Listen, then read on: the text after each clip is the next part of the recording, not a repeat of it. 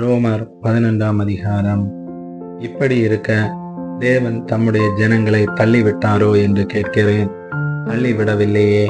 நானும் ஆபிரகாமின் சந்ததியிலும் பென்யமீன் கோத்திரத்திலும் பிறந்த இஸ்ரவேலன்.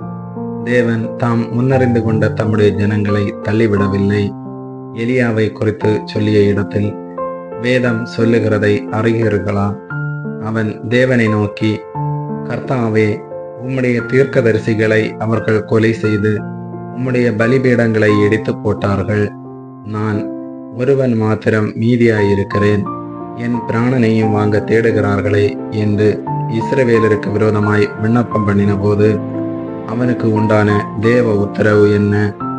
ஆகாலுக்கு முன்பாக முழங்கார்படியிடாத 7000 பேரை எனக்காக மீதியாக வைத்தேன் என்பதே. அப்படி போல இக்காலத்திலேயும் கிருபையினாலே உண்டாகும் தெரிந்து கொள்ளுதலின்படி ஒரு பங்கு மீதியாயிருக்கிறது. அது கிருபையினாலே உண்டாயிருந்தால் கிரியைகளினாலே உண்டாயிராது. அப்படி அல்லவென்றால் கிருபையானது கிருபை அல்லவே. அன்றியும் அது கிரியைகளினாலே உண்டாயிருந்தால் அது கிருபையாய் இராது. அப்படி அல்லவென்றால் கிரியையானது கிரியை அல்லவே. அப்படியானால் என்ன? இஸ்ரவேலர் தேடுகிறதை அடையாமல் இருக்கிறார்கள். தெரிந்து கொள்ளப்பட்டவர்களோ அதை அடைந்திருக்கிறார்கள். மற்றவர்கள் இன்றைய தினம் வரைக்கும் கடினப்பட்டிருக்கிறார்கள். கனநித்திரையின் ஆவியையும் காணாதிருக்கிற கண்களையும் கேளாதிருக்கிற காதுகளையும் தேவன் அவர்களுக்கு கொடுத்தார் என்று எழுதியிருக்கிறபடியாயிற்று.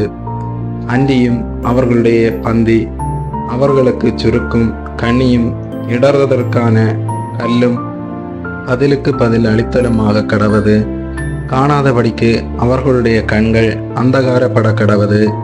அவர்களுடைய முதுகை எப்போதும் குனிய பண்ணும் என்று தாவீது சொல்லியிருக்கிறான்.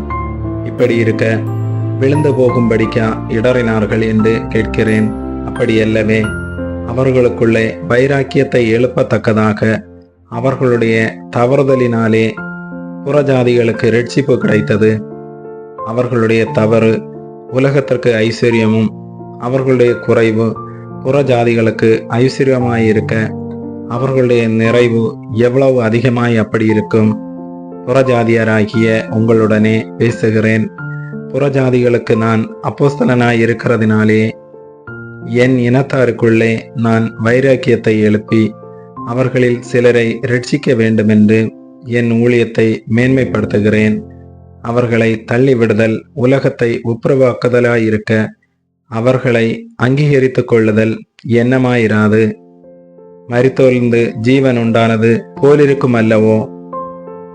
மேலும் முதற்பலனாகிய மாவானது பரிஸ்தமாயிருந்தால் பிசைந்த மா முழுவதும் பரிஸ்தமாயிருக்கும்.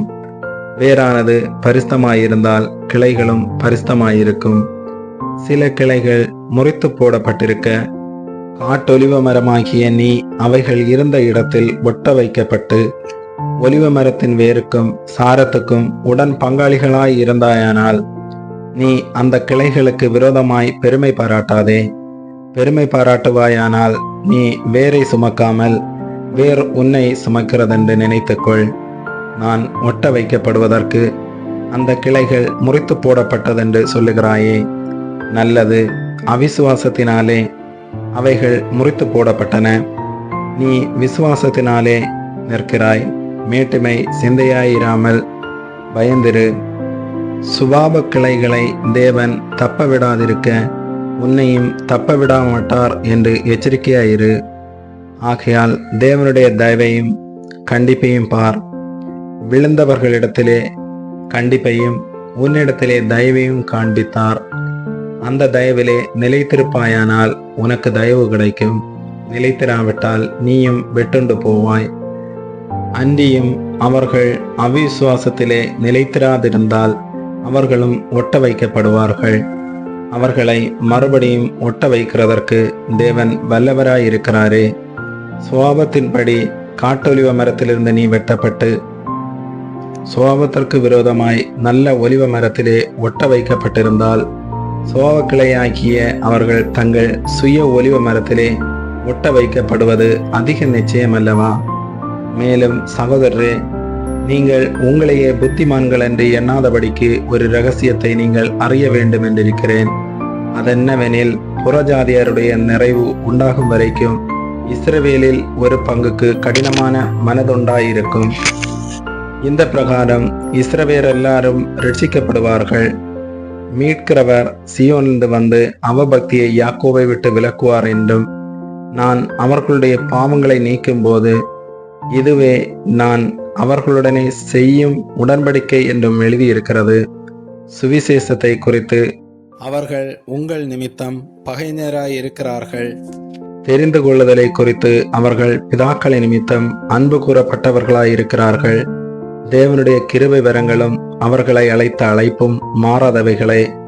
ஆதலால் நீங்கள் முற்காலத்திலே தேவனுக்கு கீழ்ப்படியாதிருந்து இப்பொழுது அவர்களுடைய கீழ்ப்படியாமையினாலே இரக்கம் பெற்றிருக்கிறது போல, அவர்களும் இப்பொழுது கீழ்ப்படியாமலிருந்தும் பின்பு உங்களுக்கு கிடைத்த இரக்கத்தினாலே இரக்கம் பெறுவார்கள்.